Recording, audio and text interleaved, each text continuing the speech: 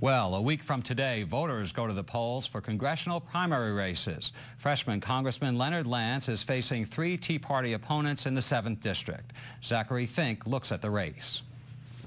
Republican Congressman Leonard Lance was sworn into office in January of 2009, but after defeating a well-funded Democrat to secure that seat, he now finds himself in a 4-way Republican primary, and it is happening at a time when anti-incumbency is all the rage.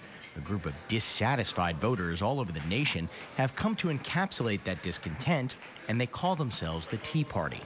I think people throughout America are concerned with the direction in which the country is going. I certainly share that concern, and we need a Congress that is more responsive to the people and much more fiscally responsible, and that is my record in Congress and certainly my record as a member of the state legislature. Lon Hosford says he is a product of the Tea Party movement. We caught up with him in Flemington, where he greeted voters with a hard hat and shovel. The getup is designed to mock the $787 billion economic stimulus package of 2009, which provided federal dollars for so-called shovel-ready construction projects. This internet video shows Hosford addressing Tea Partiers in Flemington. We see socialism, we see progressive elitism, some of us see communism. Hosford says Congress is trampling on the Constitution. Well, for example, the TARP, the stimulus package are good examples of it. Basically, the entire Obamacare, the entire health bill, that's everywhere from the fact that they're requiring us to buy a product is unconstitutional. Tonight, Congress is rushing to pass cap-and-trade legislation. Critics of cap-and-trade warn that America will return to the dark ages. Leonard Lance is here today. He broke from his party to vote for cap-and-trade. What do you think, Congressman? Dark ages, really? Please. But cap-and-trade will cost each family in New Jersey as much as $3,100 per year. Aren't you a Republican? Let's just say my people of New Jersey can pay more taxes. This animation was created by the campaign of David Larson and posted on the web. Like the other 2 Lance opponents, he has been critical of the congressman's vote on a comprehensive energy bill known as cap-and-trade. Right now we have representatives in Congress who you can't trust, and people feel frustrated, and I'm frustrated. And I'm worried about the way our economy is going. I'm worried about the way that our nation is going. I'm worried for my children, you know, and how could you trust somebody who has flip-flopped on issues 25 times and costs us $21 million in earmarks? So it's a leadership issue and it's a trust issue. When we inquired about what those flip-flops were exactly, Larson told us they were earmarks, federal dollars that Lance had previously pledged not to support. There was about $900,000 for light bulbs in Cranford. There was about $350,000 for a bike and hike in Bedminster, and $225,000 for an addition to a dental office in Flemington. And you didn't think that was good for the district? Absolutely. Well, you know, the earmarks are good, but those earmarks, no, they're sort of like paybacks. Okay, smile for the camera.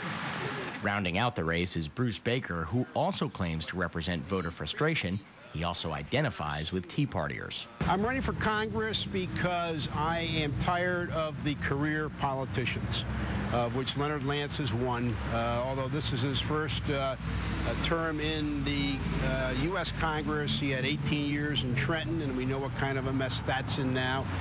The 7th Congressional District has been solidly Republican for at least the last 18 years. Democrat Linda Stender ran twice here in 2006 and 2008, both very good years for Democrats nationally. However, she lost in 2006 to Mike Ferguson, the incumbent, and lost again in 2008 to Leonard Lance, who went on to defeat Stender after winning his own Republican primary. 2 years ago, Lance was in a 7-candidate race to represent the 7th District, which stretches from Hunterdon to Union County. Lance defends his vote on cap-and-trade, even suggesting he would vote differently now. I don't think we've made enough progress with India and China in Copenhagen in December. That issue, I think, is not going to come before the United States Senate, and it would have to be significantly modified for me to consider it again. We do need an energy independence policy reliant, in my opinion, much more heavily on nuclear power, and on sources of energy that are not dependent on dictators from abroad like Hugo Chavez in Venezuela. I do favor clean nuclear energy, wind and solar, and natural gas. In general, he is really a Democrat in the Republican Party. He's highly liberal. And his solution, and the difference between me and him, is that he sees solutions through government.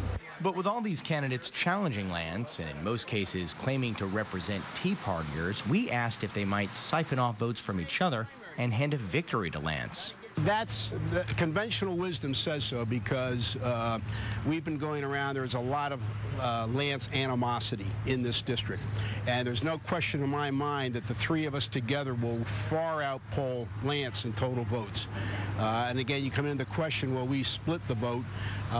That's conventional wisdom. I think not. The primary is next Tuesday, June 8th. Zachary Fink, NJN News.